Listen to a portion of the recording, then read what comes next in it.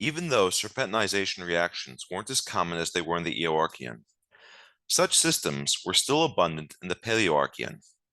Yet, the fraction of graphites with delta 13C values characteristic of abiotic or carbon-limited fixation, which are usually produced in serpentinizing systems in the Paleoarchean, is minute compared to the Eoarchean, with most of it falling in the range expected for biotic production. This implies that the advent of photosynthesis resulted in far greater rates of organic carbon production, effectively diluting the organic carbon which came from serpentinizing systems. For more info on these systems, you can see the Origin of Life series. The overall quantity of organic carbon in Paleoarchean rocks isn't greater than those from the Eoarchean, but after the first respiring organisms evolved, a far greater fraction of the organic matter would have been remineralized as opposed to buried.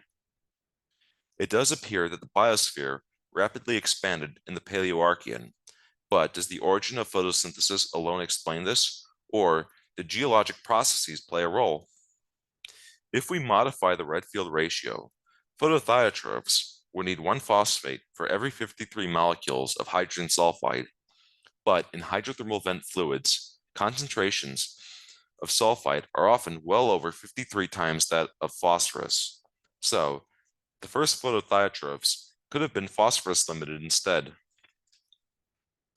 The first continental crust formed around 3.5 billion years ago, and phosphorus is far more abundant in the felsic rocks characteristic of continental crust than the mafic rocks of oceanic crust. Weathering would have washed this phosphorus into the ocean, and 3.5 billion years ago, there's a spike in the abundance of phosphorus. This raises an interesting question as to whether the origin of photosynthesis or phosphorus fertilization drove the early expansion of the biosphere.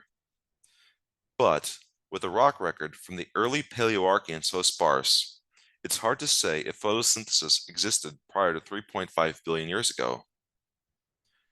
Furthermore, with more organic carbon available, methanogenesis would have become more common, and the resulting methane would react photochemically with sulfur dioxide to form carbonyl sulfide, which would in turn provide phototrophs with some UV shielding.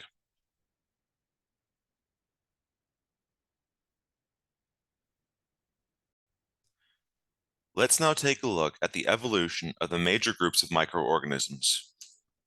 Immediately following Leuca, various stem group bacteria and archaea evolved.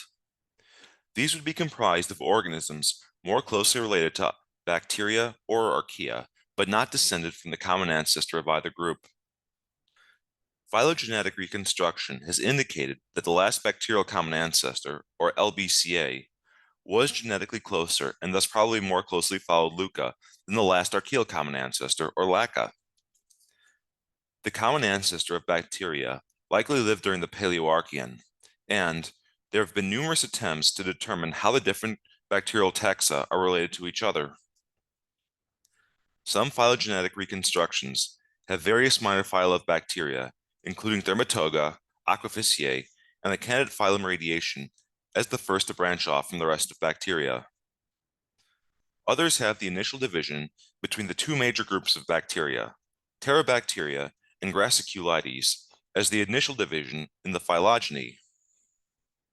In this view, the aforementioned outgroup taxa are part of Pterobacteria. Between the common ancestors of Pterobacteria and Graciculites, that of Pterobacteria was much closer to the common ancestor of all bacteria. As a general rule, Pterobacteria are more primitive, while Graciculites are more derived and include the nearly ubiquitous Proteobacteria. Much debate is ongoing about the topology of bacterial phylogeny, but the fact that it's difficult to resolve suggests that bacteria rapidly diversified shortly after the common ancestor existed. One possible explanation for this diversification is that the rapid expansion of the biosphere 3.5 billion years ago opened up many new niches in the environment for bacteria to fill, leading to an adaptive radiation. Besides photosynthesis, another form of phototrophy is photoheterotrophy. Apart from providing electrons to produce organic carbon from carbon dioxide, photosynthetic organisms use the flow of electrons to pump ions out of the cell to power ATP synthase. This is similar to the energy harvesting strategy of respiring organisms, but instead of having the electrons driven by the difference in redox potential between the electron donor and acceptor, photosynthetic organisms use light energy to energize these electrons. Photoheterotrophs use an intermediate strategy where they uptake organic carbon in the environment to be assimilated into their biomass, but use light energy to power their metabolic processes. Instead of photosystems, photoheterotrophs have bacteriorhodopsin proteins, and instead of chlorophylls, they have lipid molecules known as retinols within the bacteriorhodopsins. Here, a photon will strike the retinol, photooxidizing a hydrogen atom on the molecule, which goes out into the extracellular fluid as a proton. This leaves the retinol with an extra electron, and the proton from the cytoplasm will react with it, replacing the hydrogen that was lost. Another photon will then strike the retinol, and the process repeats. This generates a cross-membrane pH gradient, which then drives the ATP synthase enzyme. Photoheterotrophy is common among halophilic organisms and is found in both bacteria and archaea. Phylogenetic analysis of the bacteriorhodopsin genes indicate that the original function was pumping protons out of the cell. Furthermore, the topology of the bacteriorhodopsin gene phylogeny closely resembles that of the organisms which use it, with the initial division being between the bacterial and archaeal bacteriorhodopsins. This, along with the fact that retinols are much simpler than chlorophylls, has led to speculation that retinols were used before chlorophylls. When we look at the absorption spectrum of retinols, the peak absorption wavelength is close to the peak emission wavelength of the sun. Because of this, some astrobiologists have hypothesized that the oceans were once purple, the color of retinols, and chlorophylls, along with bacteriochlorophylls, evolved to have absorption peaks in wavelengths that weren't being absorbed by retinols. As organisms began to colonize the ocean, they would have had to pump ions out of the cell, and bacteriorhodopsins would have certainly aided in this process. Even before a cross-membrane gradient was used to drive the replenishment of ATP, having an additional mechanism to pump ions would have relieved the energetic demands of the cell. For more info on this, you can see the Stem of Life series. While retinols may have preceded chlorophylls, there are problems with the idea that chlorophylls evolved around retinols.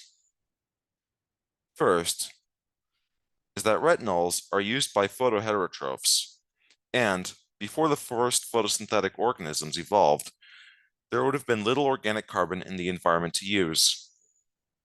Second, although retinols will absorb more light at the surface, at a depth below a few meters, the chlorophylls will absorb more light, and this would make an even bigger difference 3.5 billion years ago than it does now, because the surface waters would have been inundated with UV light. That said, in the periphery of hydrothermal systems, photosynthesis would have been limited by the removal of sulfides by ferrous iron, dropping them out as pyrite, and respiration, and thus competition for organic carbon, by the removal of sulfite as barite. So here, photoheterotrophy would have been highly favorable.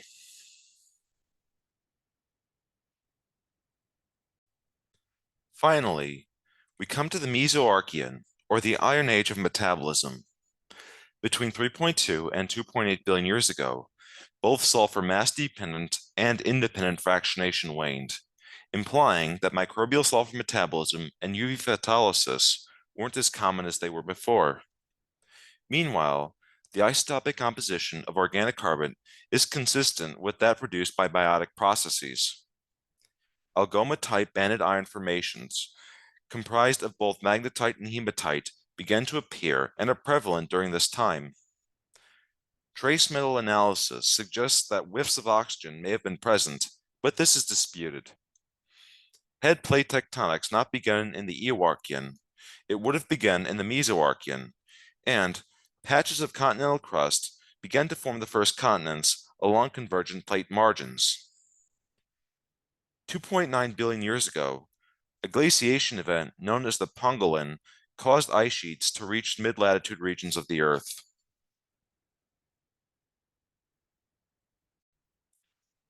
Although the major groups of bacteria diversified in the Paleoarchean, the common ancestor of archaea probably lived in the Mesoarchean. Archaea are usually divided into three major groups: Depen, Euryarchaeota, and Proteoarchaeota, which includes the eukaryotes. Most studies have indicated that Depen was the first to branch off from the rest of Archaea, but some analyses have indicated that they lie within Euryarchaeota, while others have indicated that they are polyphyletic, meaning that the various subgroups actually belong to different clades and were artificially clumped together. The members of Depen have very small cell sizes and are subjected to high rates of mutation. This makes determining their evolutionary relationships difficult due to artifacts such as long branch attraction. Euryarchaeota are the most diverse group of prokaryotic archaea and often inhabit extreme environments. Methanogens are within this group. Proteoarchaeota are divided into Tach and the eukaryomorphs, with the eukaryomorphs being comprised of Asgardarchaeota and Eukarya. But whether Asgardarchaeota is paraphyletic or forms a single sister group to eukaryotes is uncertain.